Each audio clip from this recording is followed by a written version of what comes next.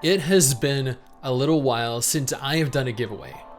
So let me go ahead and do one right now. Do you want a free copy of Black Desert Online? Because I'm giving one away and participating is incredibly simple. Before I tell you how to participate though, I do want to note that we're going to be streaming in an hour from now over on Twitch, and we would love for you to join us. So take a moment to stop by if you have the chance. Now, participating is easy. Simply subscribe to this channel, and I can see the little icon that tells me whether you are or aren't. Then leave a comment down below telling me what your first MMO was. It's that simple.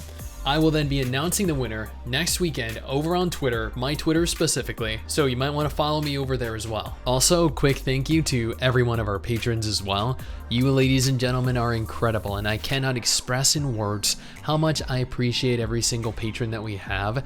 So allow me to do it in picture form. Yeah, that seems about right. Also, if you haven't already, follow MRSSSTIX and I over on Twitter. We tweet there daily. Now, let's go ahead and jump into this week's weekly bite of MMORPG news.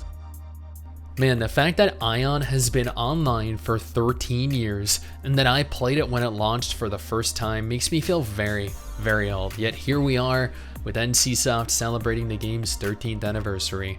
Events are being held up until October 12th with a plethora of goodies to earn, but the most noteworthy accomplishment to take away from this is that Aion has somehow managed to outlive not only Terra, but Terra's sequel, its replacement, Elyon, amongst other MMOs. That is a crazy achievement.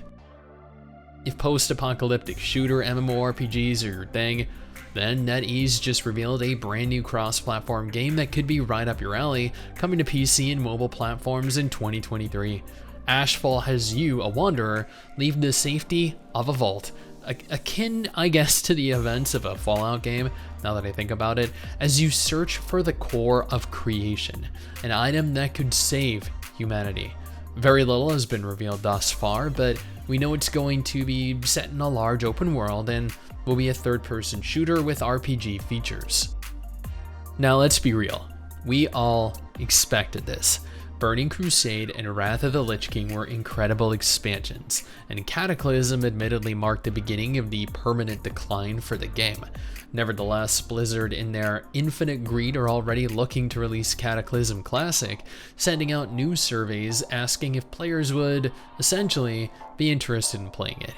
Interestingly though, they asked which expansion players actually want as the classic version following Cataclysm, meaning they might skip Mists of Pandaria or Warlords of Draenor altogether. Despite its continued decline in terms of active players, Tower of Fantasy has released its first major update. Well, it kind of its first major update, 1.5, that introduces Artificial Island, an entire zone that allows players to build their own home. There's plenty to explore, new events to participate in, new waifus to recruit. They gotta boost their monthly financial sum out, right? And honestly, while a little small in terms of actual content, it's a good pre-2.0 patch to hit us with while we wait to be able to explore the new region coming, well, soon. Also, we have this really incredible looking $900 mount to look forward to. Aren't you excited? We haven't really heard much about Gloria Victis, well, in the history of the game's existence. It's always just, well, existed, but nobody has ever given it the time of day. That could change, as just a couple days ago, the devs previewed their overhauled enhanced visuals for the game, balance changes, quality of life improvements, with a lot more under development as they make their way to finally launching. The only question is, will these changes be enough to warrant any attention once they do in fact launch? Or will it be yet another flop? Both Kakao and Exile Games have confirmed that not only is ArcheAge 2 still in active development, but they have also settled on a release year, 2024. This is both good and bad news. On the one hand, ArcheAge 2 hasn't been abandoned, yay! And on the contrary, they've doubled the size of their development team since the same time in 2020. The bad news is that Kakao and Exile Games are not known for their quality titles or keeping their promises. Do you remember Ascend Infinite Realm, a collaborative effort between Bluehole and Kakao? that released under the name Elyon 3 years after it was scheduled to release initially. Yeah, barely anyone does, don't worry about it. Speaking of Aion shutting down, Kakao confirmed earlier this month that they would be shutting the game down across the world. The MMO hasn't even been online for a year, but averages 100 players playing concurrently at any point in the day. That is not a healthy number for any massively multiplayer online title. The game officially shuts down in December, with players able to currently log into and enjoy the game, if it's even possible, one last time. Fractured Online, the indie MMO that was abandoned over on Kickstarter a couple years ago, has finally launched into early access as of this week. Published by Gamigo, the game has been, well, about what you'd expect. It's empty, lifeless, and filled with bugs, which is to be expected from a game in early access, only it's been in development for what, like 5 years now, which is crazy given it barely feels different to the beta that I played a couple years ago. Regardless, Gamigo is charging players to play the early access. $20 for the cheapest package. That is a big yikes, and an even bigger pass for me. Trust me, after wasting a couple hours on it yesterday on stream, don't do this to yourself. Project TS is a brand new upcoming Korean cross-platform MMO, comparable to Tower of Fantasy, Olden Valhalla Rising, Genshin if it were an MMO. A dedicated trailer was released showcasing in-game footage, and admittedly it looked pretty horrible. An MMO built using Unreal Engine 5 should look incredible. The character models in Project TS were literally floating across the ground as they walked. This is going to be a cash grab, and I genuinely expect absolutely nothing from it. But I mean, the female elf girl looked kinda cool.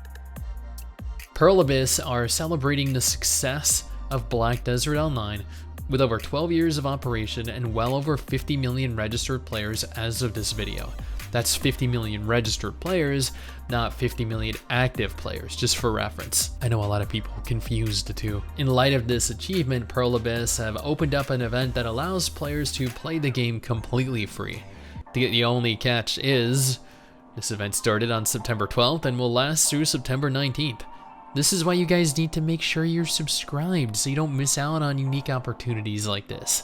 Every so often situations like this open up, and at times they release the game completely free for a short period of time. Unfortunately, this isn't one of those instances, but one of those events are coming soon that I can guarantee you. If you're not subscribed, you probably won't receive the notification of it. I have been eagerly anticipating Corepunk since it was announced, but since early this year, due to the issues with Russia, Corepunk had to temporarily suspend development of the game. Their studio is located, or was located, in Ukraine, after all, so it does make sense. The future looks promising, however, as the devs confirmed that they have not only resumed active development of the game, but they plan on holding a closed beta test phase towards the end of this year. And that's it. That is all of the MMO news that mattered to me today. If you think that I missed something, please let me know down in the comments below and I'll make sure to take a look. Otherwise, I have 2 videos on screen right now, one featuring every confirmed MMO still coming later this year, and one featuring the most played gacha games in 2022, gacha games that you should totally check out.